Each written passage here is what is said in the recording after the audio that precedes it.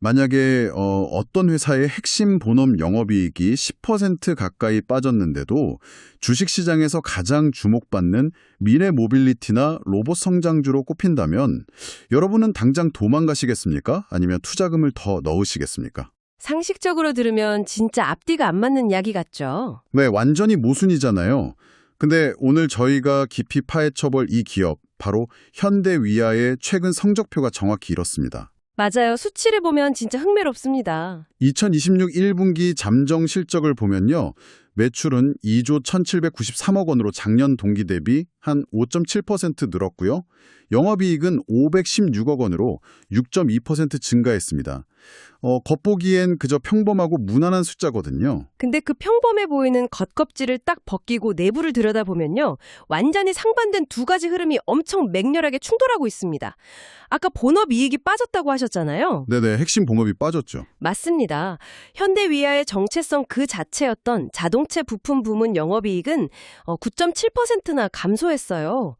그런데 어떻게 전체 이익이 올랐을까요? 그러게요. 부품사가 부품을 못 팔았는데 실적이 좋다는 게 이해가 안 가거든요. 그 해답은 바로 방위산업과 모빌리티 솔루션, 즉 로봇 부분이 쥐고 있습니다. 이쪽 매출이 15.4% 증가했고요. 영업이익은 무려 47.8% 폭증했습니다. 와, 47.8%요? 네, 이 부문이 흔들리는 본업의 멱살을 잡고 전체 실적을 위로 확 끌어올린 거죠. 아니, 근데 자동차 부품사가 아무리 특수사업부 하나가 대박이 났다고 해도 본업이 계속 무너지면 결국 한계가 오는 거 아닌가요? 전체 성장이 유지된다는 게 솔직히 쉽게 납득이 안 갑니다. 바로 그 지점에서 우리가 2026 2분기부터 멕시코 법인에서 본격적으로 쏟아져 나오는 하이브리드 엔진을 주목해야 합니다. 아, 멕시코 법인이요? 네, 지금 글로벌 완성차 시장은 전기차로 완전히 넘어가기 전에 하이브리드 수요가 폭발적으로 증가하는 거대한 캐즘 구간을 지나고 있거든요. 현대위아의 멕시코 공장은 원래 소형차 중심의 내연기관 엔진을 만들던 곳이었습니다. 수요가 많이 줄어든 분야네요. 그렇죠. 한때 가동률이 50%대까지 떨어지면서 고정비 불함에 짓눌려 고전하던 약간 회사의 짐덩어리 같은 곳이었죠. 그런데 이 절반이나 비어있던 생산 라인에 대규모 추가 증설 없이 하이브리드 엔진을 투입하기 시작한 겁니다. 아, 그러니까 완전히 새로운 공장을 막 수천억 들여서 짓는 게 아니라 기존의 노는 설비를 재활용해서 지금 시장에서 가장 비싸게 팔리는 고부가 가치 제품을 뽑아낸다는 뜻이군요. 정확합니다. 설비 투자는 이미 과거에 다 끝났으니까 고정비는 그대로잖아요. 근데 단가가 높은 하이브리드 엔진이 생산되면서 가동률이 쪽쪽 올라가니까 이익은 기하급수적으로 뛰는 거죠. 전형적인 영업 레버리지 효과네요. 맞아요. 바로 그 효과가 터지는 겁니다.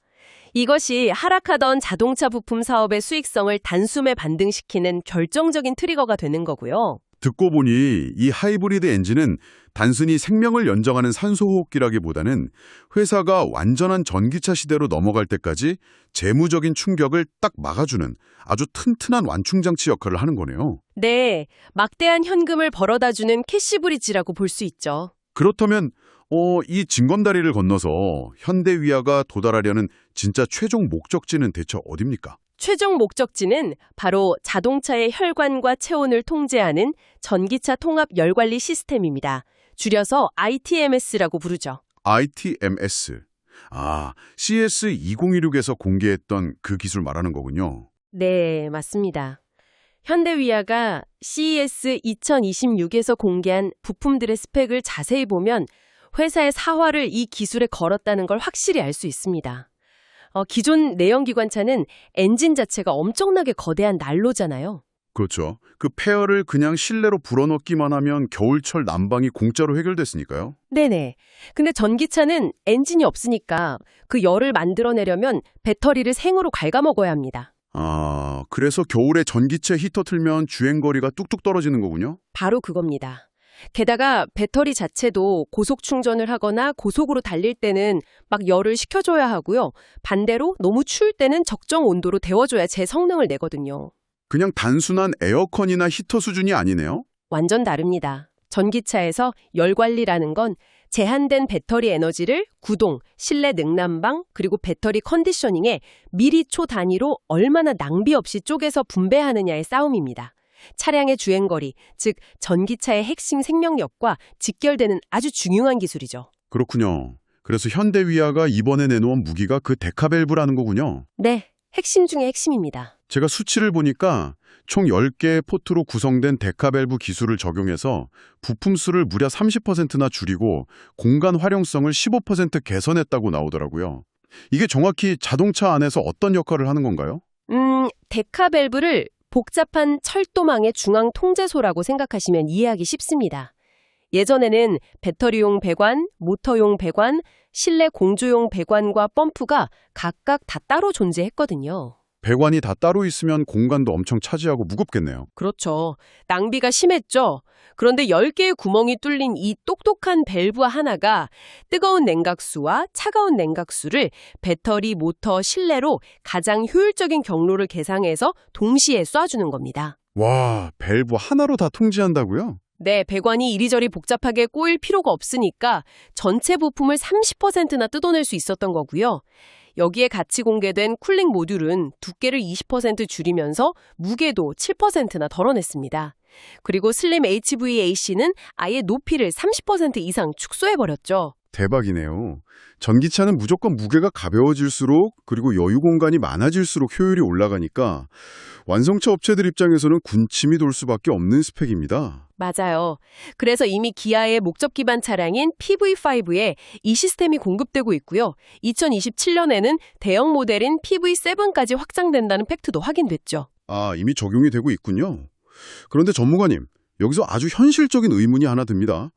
자동차 공조 시장은 이미 덴소나 하논 시스템 같은 기존의 글로벌 강자들이 꽉 잡고 있잖아요. 네, 쟁쟁한 경쟁자들이 많죠. 후발주자인 현대위아가 밸브 하나 잘 만들었다고 2032년까지 글로벌 톱티어로 도약한다는 게 과연 실현 가능한 시나리오일까요? 약간 너무 낙관적인 거 아닌가 싶거든요. 충분히 가질 수 있는 의문입니다. 그런데 후발주자이기 때문에 가질 수 있는 역설적인 이점이 딱 하나 있습니다.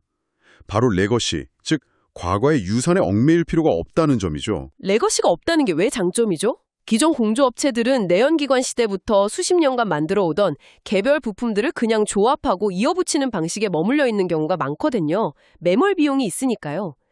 반면에 현대위아는 완전히 백지 상태에서 출발했습니다. 아, 처음부터 전기차 전용으로만 백지에서 그림을 그렸다는 거군요. 그렇습니다. 처음부터 전기차 전용 플랫폼을 겨냥해서 모터, 배터리, 실내 공조를 단 하나의 시스템으로 통제하는 통합 모듈화의 모든 R&D 역량을 쏟아부을 수 있었던 거죠.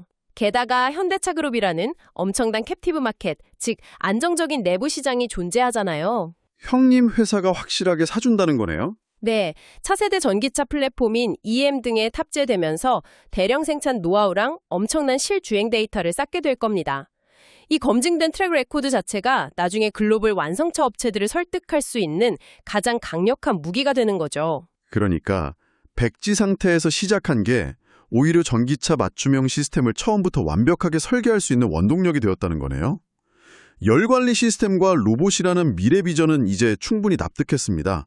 근데 솔직히 제일 불안한 부석이 하나 있어요. 어떤 부분이죠? 회사가 이렇게 미래를 빡세게 준비하려면 결국 돈이 어마어마하게 깨지지 않습니까? 당장 올해만 해도 연구개발이랑 자본적 지출에 6천억 원 수준을 쏟아붓는다고 나와 있거든요. 네, 적은 돈이 아니죠. 자료를 보면 2026년부터 2028년까지가 집중적인 투자가 예고된 이른바 보릿고개 구간인데 이거 결국 주주들 이익을 갉아먹으면서 신사업하는 거 아닙니까? 단기적으로 수익성이 훼손될 위험이 너무 커 보여서요. 바로 그 막대한 자금을 어떻게 조달하고 있는지를 보면 현대위아 경영진의 아주 냉혹하고 치밀한 계산을 엿볼 수 있습니다. 2025년에 현대위아가 아주 중대한 재무적 결단을 내렸죠. 공작기계사업부 매각 말씀하시는 거죠? 맞습니다. 자신들의 오랜 뿌리와도 같았던 공작기계 사업부를 3,400억 원에 과감히 매각해버렸습니다. 그거 진짜 꽤 오랫동안 끌고 오던 주력 사업 아니었나요? 왜 팔았을까요? 공작기계, 그러니까 기계를 만드는 기계는 전 세계 거시경제랑 제조업 설비 투자 사이클에 너무나도 민감하게 반응합니다. 경기가 좋을 때는 돈을 잘 벌지만 꺾일 때는 수익성의 바닥으로 곤두박질 치는 엄청난 변동성 덩어리였죠. 아, 리스크가 너무 크다는 판단이었군요. 네. 그래서 이 불확실성을 과감히 잘라냄으로써 현대위아는 2025년 말 기준으로 약 4,800억 원이라는 엄청난 순연금을 손에 쥐게 되었습니다. 변동성을 현금이라는 확실성으로 바꿔치기 한 완벽한 선택과 집중인 거죠. 그럼 공작기계 팔아서 번 그 4,800억 원으로 투자를 메꾼다는 뜻이군요. 하지만 6천억 원이 넘는 투자를 계속해야 하는데 곳간에 쌓인 돈만 파먹다 보면 결국 한계가 올 텐데요. 그래서 지금부터 2030년까지 매년 10%씩 성장하면서 회사의 곳간을 채워줄 강력한 캐시카우를 같이 봐야 합니다. 바로 방위산업입니다. 방산이에요? 자동차 부품사가 무기도 만드나요? 놀랍게도 현대위아는 국내 유일의 화토 전문 업체입니다. K2 전차나 K9 자주포 같은 명품 무기들이 지금 폴란드, 루마니아 등 전 세계로 불티나게 팔려나가고 있잖아요. 뉴스에서 많이 봤죠? 수출 대박 났다고요? 네, 근데 그 전차와 자주포의 핵심인 토신을 현대위아가 독점 공급하고 있습니다. 글로벌 지정학적 위기가 고조될수록 이 방산 부문의 매출은 아주 안정적으로 꽂히는 거죠. 와, 그건 몰랐네요. 방산이 캐시카우 역할을 단단히 하고 있군요. 맞습니다. 결국 방산에서 벌어들이는 든든한 현금과 멕시코 하이브리드 엔진에서 터져 나올 이익, 그리고 공작기계 매각으로 확보한 실탄, 이 세 가지가 삼각편대를 이루어서 단기적인 비용 상승 압박을 완벽하게 틀어막는 구조를 짠 겁니다. 정리를 좀 해보자면 2026년부터 2028년까지 감가상각비 폭전이 떨어져서 단기적으로 이익이 훼손될 거라는 시장의 우려를 방산과 하이브리드라는 든든한 방파제로 막아낼 수 있게 철저하게 재무 설계가 되어 있다는 거네요. 네, 경영진이 아주 영리하게 움직인 겁니다. 그럼 이제 정말 흥미로운 지점으로 넘어가 보겠습니다. 보통 이렇게 대규모 투자가 집중되는 보릿고개 구간의 기업들은 주주환원을 확 줄이잖아요. 투자할 돈도 부족하니까요. 네, 그게 일반적인 상식이죠. 그런데 현대위아의 배당 숫자는 그 상식을 완전히 파괴합니다. 2025년 결산 배당금이 주당 1,200원으로 전년 대비 약 9%나 올랐어요. 심지어 중장기 배당 성향을 기존 25%에서 최대 35%까지 상향하겠다고 공식화하기까지 했죠. 그니까요. 돈을 역대급으로 쓰는데 주주들한테 주는 도움도 역대급으로 늘린다. 이게 대체 어떻게 가능한 숫자인지 진짜 설명이 필요합니다. 이 역설적인 주주환원 정책의 근거를 이해하시려면 현대위아가 엄청난 자금을 쏟아붓고 있는 그 로봇 신사업의 정체를 정확히 아셔야 합니다. 아까 초반에 영업이익 47% 폭증했다고 했던 그 모빌리티 솔루션 부문 말씀이시죠? 맞습니다. 현대위아는 단순히 창고에서 물건 나르는 쇳덩어리 로봇 하드웨어를 파는 회사가 아닙니다. 이들이 투자하는 것은 이른바 물리적 인공지능이라는 완전히 새로운 생태계거든요. 물리적 인공지능이요. 요즘 유행하는 챗GPT 같은 생성형 AI랑은 좀 다른 개념인가요? 네, 생성형 AI가 디지털 세계 안에서 글을 쓰고 그림을 그린다면 물리적인 인공지능, 즉 피지컬 AI는 실제 현실 세계의 물리법칙 속에서 로봇이 스스로 공간을 인식하고 움직이면서 작업을 수행하는 걸 말합니다. 스스로 현실에서 움직이는 AI라는 거네요? 그렇죠. 현대위아는 지금 현대차 그룹의 미국 조지아 메타플랜트나 모비스 배터리 공장 같은 핵심 생산 거점에 자율주행 물류 로봇이랑 주차 로봇을 납품하고 있습니다. 근데 여기서 중요한 건 로봇 단품을 파는 게 아니라는 거예요. 그럼 뭘 파는 건가요? 수백 대의 로봇이 서로 부딪히지 않고 완벽한 타이밍에 부품을 조립 라인으로 가져다 주도록 통제하는 뇌, 즉 관제 소프트웨어를 시스템 전체로 턴키 공급하고 있다는 사실입니다. 와, 그러니까 그냥 하드웨어 제조사가 아니라 소프트웨어 시스템 솔루션 기업으로 진화하고 있다는 거군요. 공장 안에 사람이 불을 켜고 일할 필요가 없는 완벽한 자동화 공장, 즉 다크팩토리를 통째로 지어주는 거네요. 정확히 보셨습니다. 이 다크팩토리 생태계는 현대차 그룹 내부의 캡티브 마켓을 통해서 이미 상용화 검증을 다 끝냈거든요. 내부에 확실한 테스트베드가 있으니까요. 네, 시스템 설계, 제어, 운영 소프트웨어까지 전부 내재화되어 있기 때문에 이 레퍼런스를 바탕으로 향후에 글로벌 물류회사나 다른 외부 제조기업으로 확장할 수 있는 폭발적인 잠재력을 지니고 있습니다. 경영진의 자신감이 거기서 나온 거군요. 맞습니다. 경영진 입장에서는 방산과 하이브리드가 딱 막아주는 하방 경직성 위에 이 다크팩토리 솔루션이 미래에 가져다줄 현금 흐름에 대한 확신이 섰기 때문에 배당 성향 35%라는 공격적인 주주환원 카드를 당당하게 꺼내들 수 있었던 겁니다. 지금 방송을 듣고 계신 여러분 중에서 로봇이나 AI 붐을 놓쳤다고 생각하시는 분들이 꽤 계실 텐데 현재 현대위아의 주가 수익 비율, 그러니까 PE가 겨우 8.5배 수준입니다. 너무 낮죠? 전문가님 말씀 들어보면 시장이 아직도 이 회사를 그냥 기름 냄새 나는 금속 부품 깎는 회사 정도로만 가격을 매겨두고 있다는 뜻으로 들리거든요. 네, 안타깝게도 그렇습니다. 시장은 아직 현대위아를 과거의 관성으로 바라보고 있죠.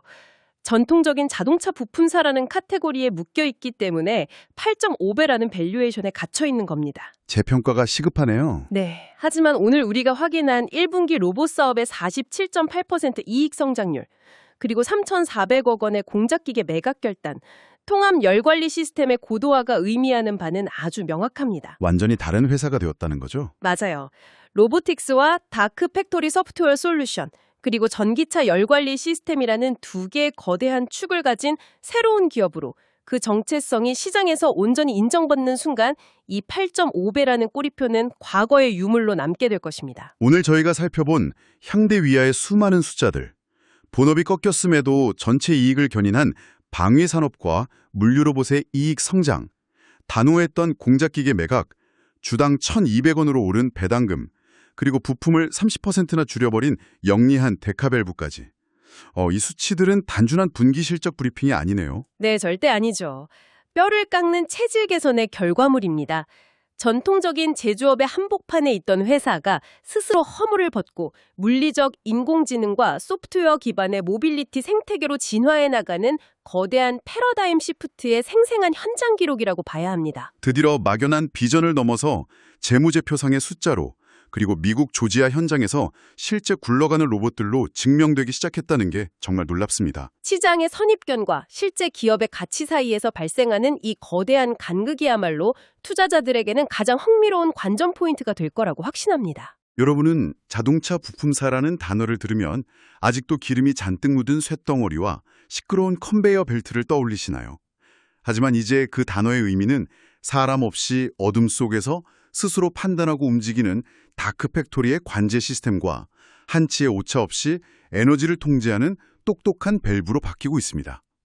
미래의 자동차 산업에서 부품을 만든다는 것은 기계를 조립하는 행위가 아니라 에너지를 관리하고 공간을 자동화하는 하드웨어와 소프트웨어의 융합을 창조하는 일일지도 모릅니다.